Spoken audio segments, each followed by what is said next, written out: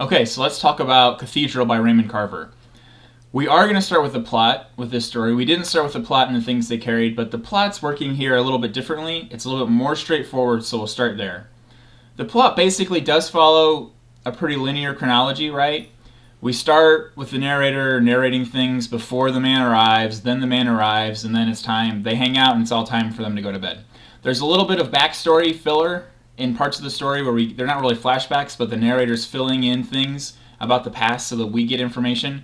But really, we never deviate from the chronology. We're never removed entirely. We have the backstory and the fillers, but they're being told from that present point in the story. So the narrative does move basically along a straight line. So it's a little bit different than the things they carried in that way.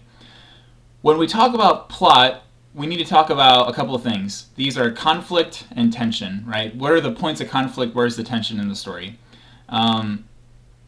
Obviously, the man is not comfortable with blind people. He's not comfortable with the nature of the blind man's relationship with his wife.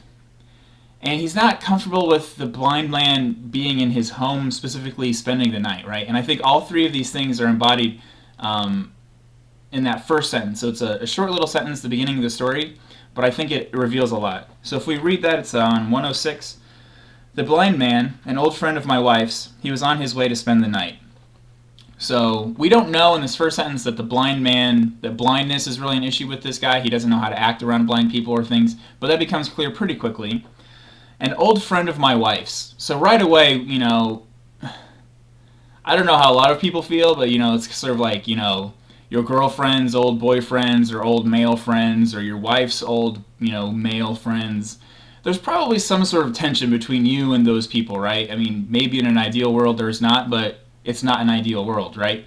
So I think that's something that becomes clear right away in the story. And then also the nature of the visit itself.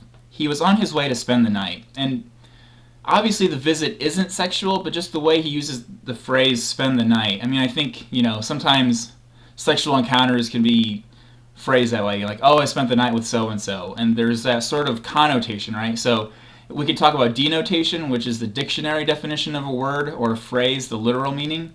But there's also this connotation to this phrase, spend the night. So right away, I think we're alerted to things and the tension that this narrator feels between himself and this man who's about to arrive. Can't find my button.